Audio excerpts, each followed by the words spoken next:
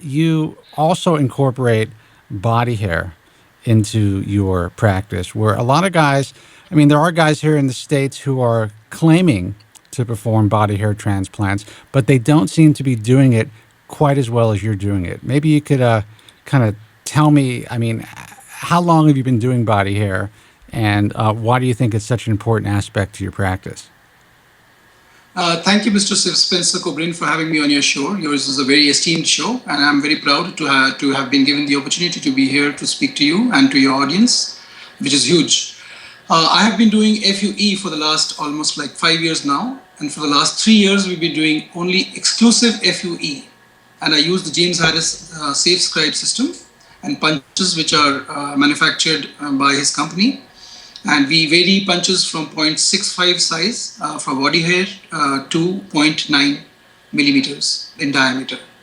Now, body hair transplant is a major component of my practice, and I see that that is a very huge emerging area for future hair patients seeking future hair transplants in the future. Now, body hair, what I prefer to take is from the beard, from the chest. I do not like leg and arm hair. You know, Doc, I'm glad that you mentioned that, because a lot of guys, especially at the beginning when FUE was evolving and physicians were performing body hair FUE, they were using leg hair, they were experimenting with arm hair, back hair, things of that nature.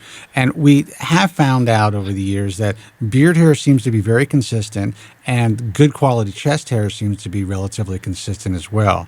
And obviously you found that in your practice, and that's why you concentrate in that area.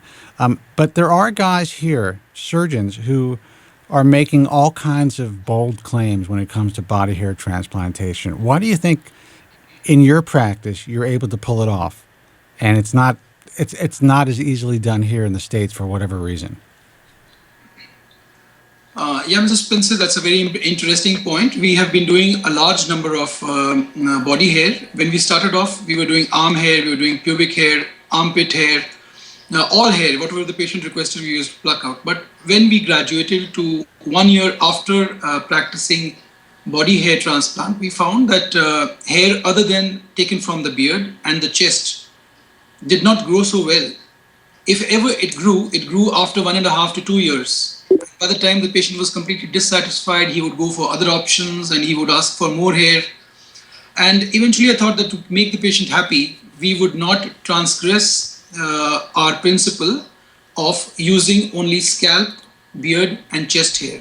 I have increasingly been discouraging patients because I know that eventually they will not be satisfied, and we only want satisfied patients in cosmetic surgery. So therefore, we are now offering only beard hair, scalp hair and chest hair, because the results of hair other than these 3 locations is not very happy. Coast to coast and worldwide. I just want to say, you guys are doing a great thing. It's such an uncomfortable topic to talk about, especially for a guy, young guys in their early 20s. And, I'm glad that, I could tune in and, listen to you guys. Spencer Kobren's The Bald Truth.